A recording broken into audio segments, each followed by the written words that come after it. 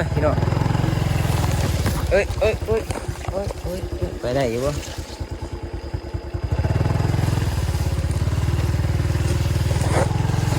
โอ้ยตายแล้วแบบนี้บ่ได้แล้วพี่น้องเอ้ย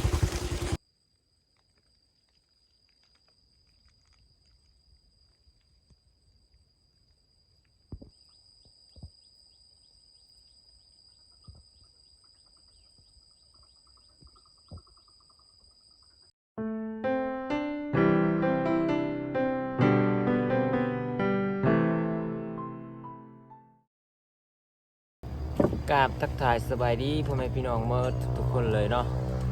มื้อนี้ก็อยู่กับบ่าวคอนชนบทคือเก่าพี่น้องมื้อนี้บ่าวคอนสิพาพ่อแม่พี่น้องมาเบิ่งบรรยากาศอยู่ไห้ของบ่าวคอนเนาะหลังจากที่ว่าบ่าวคอนได้ฉีดยาฆ่าหญ้าแล้วพี่น้องบ่าวคอนก็บ่ได้ไปไห้เลยเนาะและมื้อนี้บ่าวคอนก็สิได้เดินทางไปไห้เนาะสิพาพ่อแม่พี่น้องไปไห้พี่น้องไปเบิ่งหญ้าหรือว่าไปเบิ่งเขาเนาะว่าหญ้ามันสิตายหมดหรือบ่แล้วก็เขาว่าเขามันสิใหญ่ซำใดแล้วพี่น้องโอเคพี่น้องตอนนี้บ่าวคอนสิพาพ่อแม่พี่น้องไปเบิ่งนำกันพี่น้องเอ้ยพี่น้องตอนนี้บ่าวคอนกำลังเดินทางพี่น้องเอ้ยขี่รถจักรไปพี่น้องเพราะว่ามันก็ไกลเติบพี่น้องเอ้ยถ้าว่าย่างไปนี่โอ้เมื่อยหลายเติบเด้พี่น้อง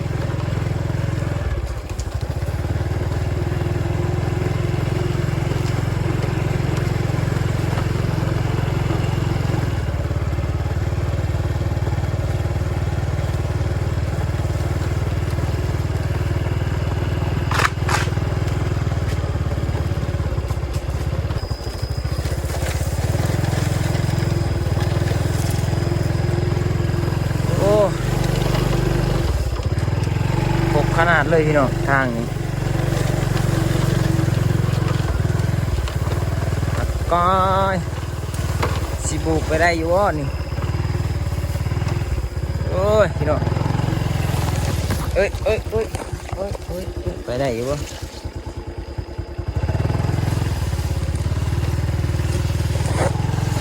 โอ้ยตายแล้วแบบนี้บ่ได้แล้วพี่น้องเอ้ยรถมันดีบริมาให้พี่น้องเลยเส้นทางก็เลยหกแบบนี้แหละนี่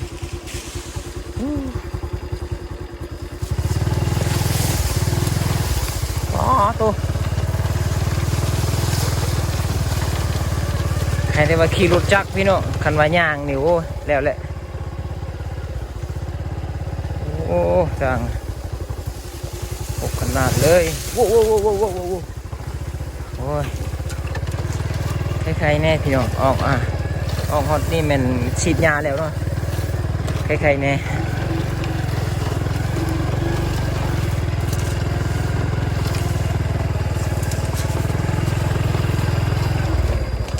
ตอนนี้กันรถจักรแมนได้จอดไว้ที่เทียงพี่น้องเพราะว่าไปบ่ได้เนาะข้ามนี่ข้ามครัวนี่บ่ได้พี่น้องก็เลยได้ยางไปอีกหน่อย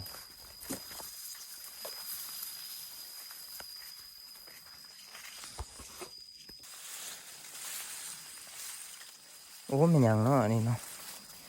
โอ้มันพวกกินกล้วยสุกโอ้ทางกันอีกเลยประมาณนี้เลยพี่น้องทางไปให้ของบ่คอนเพราะว่าดนไม่ได้ไปพี่น้องเลยถ้าว่าไปให้นี่ก็ต้องได้ตัดหญ้าก่อนแหละต้องได้ทางตัดเข็มทางก่อนจัง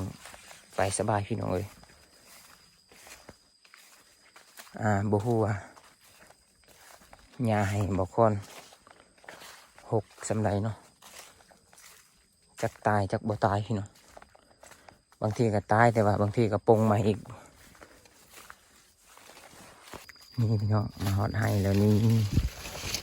โอ้พี่น้องตายอยู่ยากนะแต่ว่าเข้าบ่งามพี่น้อง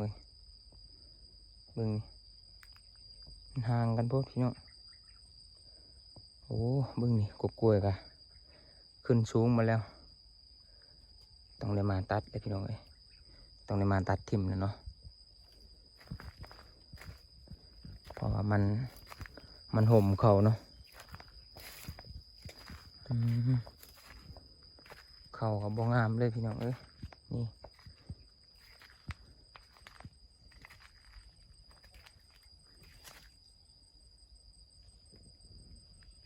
หญ้าก็ตายคักอยู่หญ้าตัวตายเนี่ยตัวบ่ตายเนี่ยแหละนี่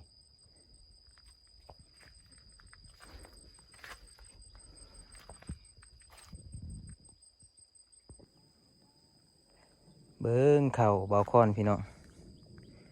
ห่างกันอยู่โอ้พุ่น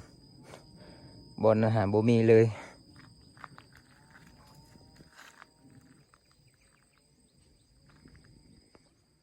จ้ามันเป็นแบบใดพี่น้องเบิ่งนี่กกเข่ากับเป็นสีเหี่ยวๆพี่น้องเอ้ยเบิ่งนี่เป็นน้ำแดดนี่เลยพี่น้องเอ้ยหญ้าก็เริ่มขึ้นเลยพี่น้องตัวตายก็ตายพี่น้องตัวขึ้นตัวกำลังขึ้นก็กำลังขึ้นพี่น้องนี่กำลังขึ้นตัวนี้ก็เริ่มแล้วพี่น้องเอ้ยกกเข่าก็ห่างกัน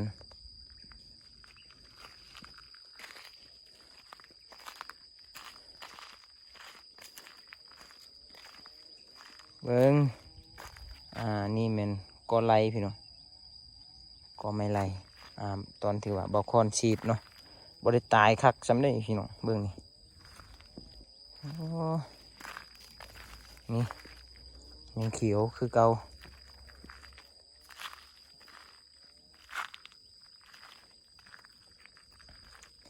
ตายหน่อยเดียวซื่อๆนี่มันเฮ็ดแห้งๆแบบนี้กันแล้วพี่น้องบางบอนตายก็ตายคักไอ้ดิพุ่นคือบนนั้นจนร้อนเลยเข้ากับบ่งามพี่น้องเอ้ยหญ้าก็เริ่มหกคักบาดนี่เฮ็ดจังไรล่ะบาดนี่กันว่าจะให้สีดอีกอะบ่ได้แล้วพี่น้องเพราะว่าเข้ามันออกมาเลยเข้ามันออกมาถ้าว่าสีดเข้ากับสีตายไปนำพี่น้องต้องได้เสียเอาอะไรปะนี่ต้องได้ซับเอาโอ้พี่น้องเอ้ยลุ่มเบิ่งนะ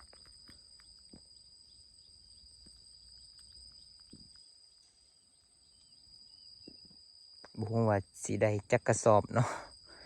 โอ้พี่น้องเอ้ย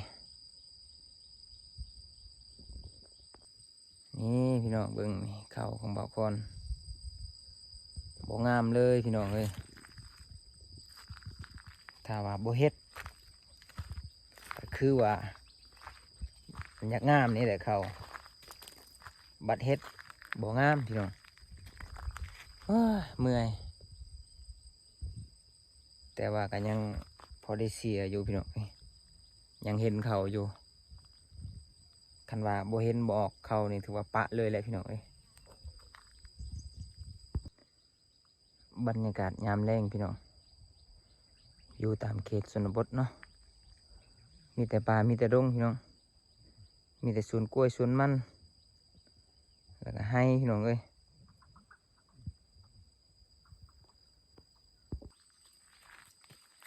ี่พี่น้องเวียกของบาคอนก็บ่เคยแล้วจักเทื่อพี่น้องเดี๋ยวนี้แมนบาคอนกำลังเสียหญ้ามันต้นอยู่พี่น้องเสียหญ้ามันต้นเดี๋ยวนี้ใกล้เสียแล้วเนาะถ้าว่าแล้วเสียหญ้ามันต้นนี้บาคอนก็สิขึ้นมาเสียหญ้าให้อีกพี่น้องเวียกบาคอนบ่มีวันแล้วพี่น้องแต่ว่าเรื่องกินนะกลุ่มบ่ฮู้จักพี่น้องแต่ว่าเฮ็ดนี่ถือว่าบ่มีวันพักเฮ็ดตลอดพี่น้องบางครั้งบางวันก็เปลี่ยนกันพี่น้องเปลี่ยนกันออกเนาะบางมือก็เมียออกมาเชียร์หญ้าพี่น้องบางคนก็เอาลูกอยู่เฮือนเนาะแล้วก็เมื่อยก็เปลี่ยนกันพี่น้องผ ผู้หนึงอยู่เฮือนผู้หนึงออกให้เนาะออกให้ออกสวนพี่น้องเพราะว่า2 คนพี่น้องเอ้ยเปลี่ยนกันเฮ็ดเปลี่ยนกันไปนี่แหละพี่น้องไผๆก็เมื่อยคือกันพี่น้องเอ้ยโอ้ยพี่น้องบรรยากาศแคมป์ให้บ่คนประมาณนี้เลยพี่น้องหกว้าวบ่อยากว้าวเลยนะเหลืองหกนี่แดดยามแรงพี่น้อง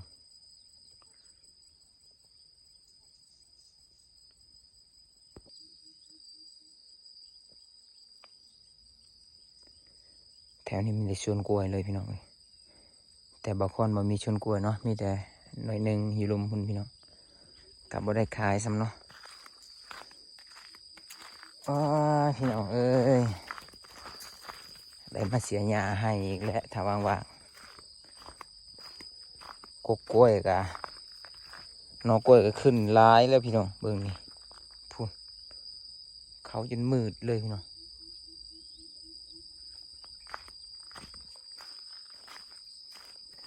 เขาบ่งามย้อนหญ้าหกนี่เลยพี่น้องเอ้ยถ้าว่าหญ้าแป้นมันก็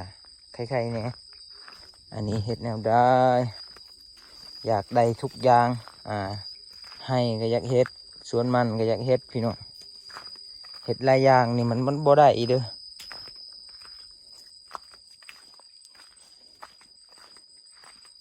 เฮ็ดตัวนี้บ่ทันตัวนั้นเฮ็ดตัวนั้นบ่ทันตัวนี้พี่น้องเอ้ยเมื่อย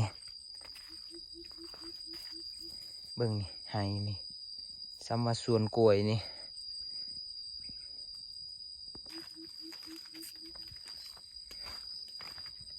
ในที่สุดบางคนก็ได้มาเห็นสภาพให้ของบางคนพี่น้องเพราะว่าตั้งแต่ฉีดหญ้าบ่เคยได้มาเลยเนาะมีแต่